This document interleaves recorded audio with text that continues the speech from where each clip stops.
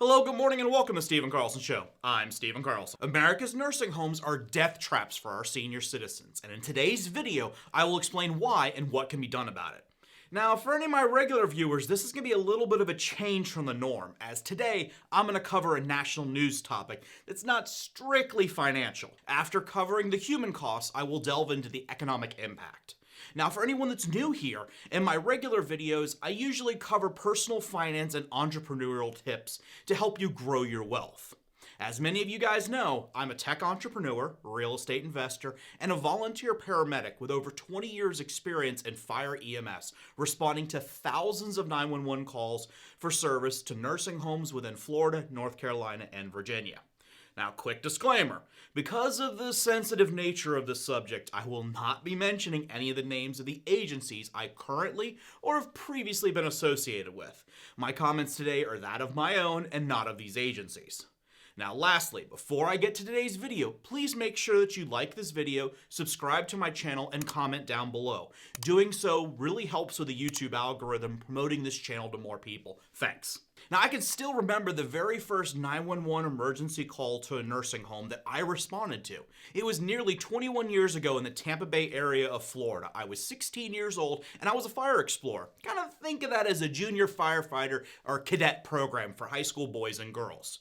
After completing a 3-month simplified EMT course, I was allowed to ride on the fire truck and respond to emergencies with the crew.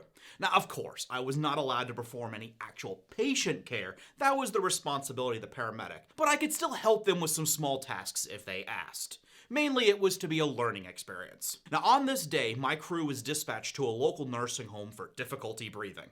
I can still vividly remember walking into this nursing home, and as soon as we stepped in the day room, over a dozen residents all clutched their chest and moaned in pain. I was in shock.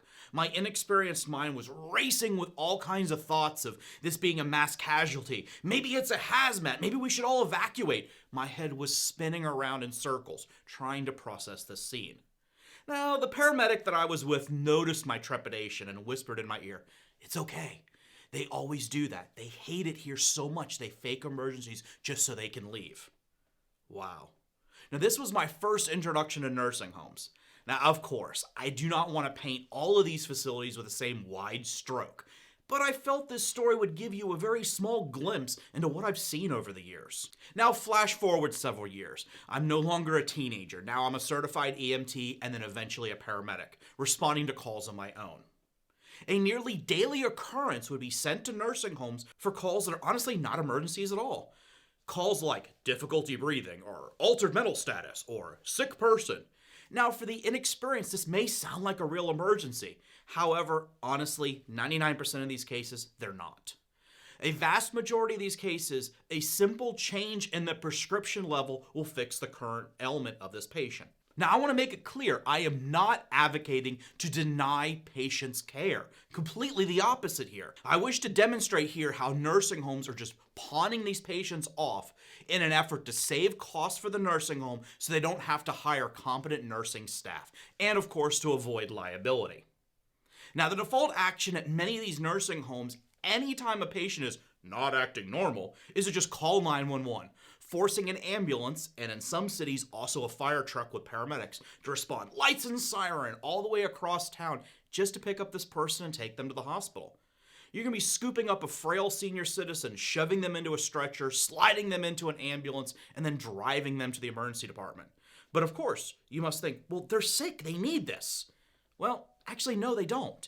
And this only makes the situation worse. But please, stick with me and allow me to explain. When the patient arrives at the emergency department, lab work will be performed, and in most cases, a prescription modification is given.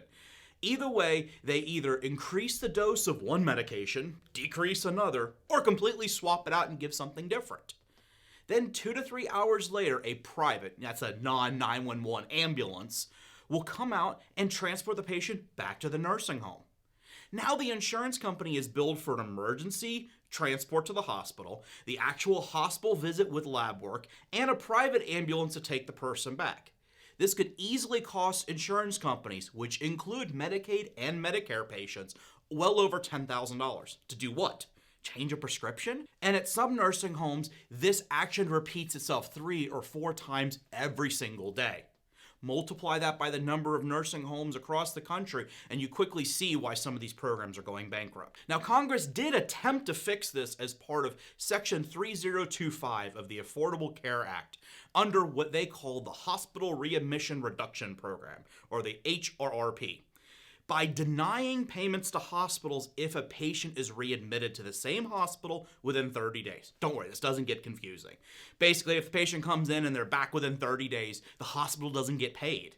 So this discourages the hospital from actually admitting the patient and treating them. Instead, they encourage their emergency room department staff to just change the prescription, send the person home. The constant shuffling of patients in and out only increases the likelihood of injury or illness to this patient because you're exposing them to sick persons at the emergency department.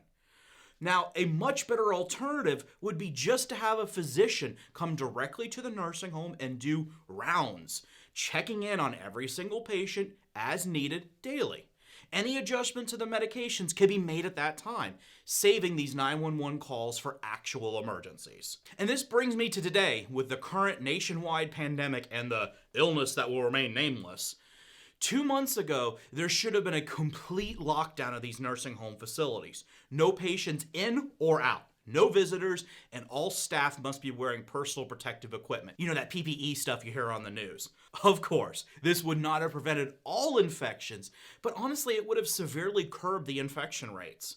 Now, I live in a small rural county with a population of less than 25,000 people. Skyview Springs, a local nursing home, just reported that they had 14 confirmed deaths from this current illness. And they account for more than 62% of my entire county's infected persons. And they account for over 99% of the deaths. Now, they're not alone. I'm not picking on them.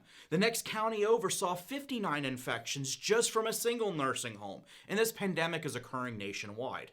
Our grandparents and parents are dying by the tens of thousands over the past few weeks due to the nursing homes not providing proper care to their patients. And remember, these are the most susceptible to the virus. As I said a few minutes ago, a far better solution would have been to initiate an immediate lockdown of these facilities and to stop all non-emergency transports of patients in and out.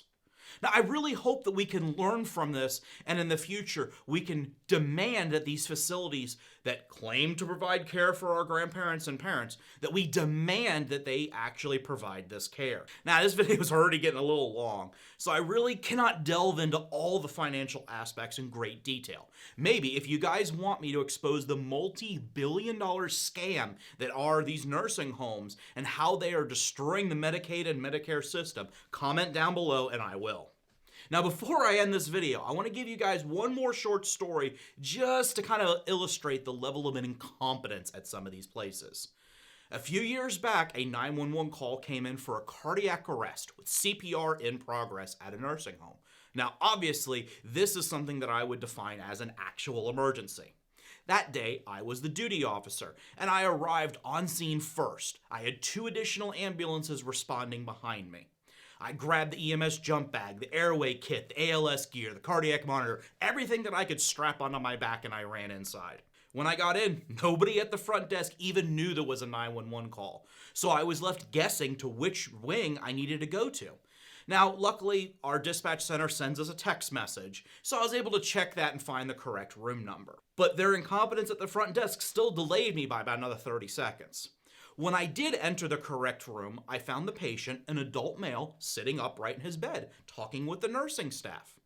Now, needless to say, I was slightly confused as I was expecting a patient in cardiac arrest. I confirmed with the nursing staff that I was indeed in the correct room. She confirmed and began to explain the patient had no pulse and was not breathing. Now, I was completely confused, as it's not typical for a person that 5 minutes ago had no pulse to be sitting up and chatting. So I pressed the nurse for a little bit more information and asked if she had started CPR. She said yes. I put my hands on his shoulder, shook him, and he came back. What? Excuse me? Huh? All right. Wow. Let me get this straight. You put your hands on this gentleman's shoulder, not his chest.